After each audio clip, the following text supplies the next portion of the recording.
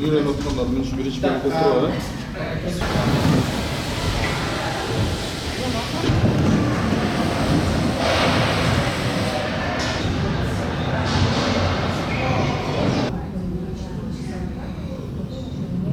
Резиденция и как общественное пространство.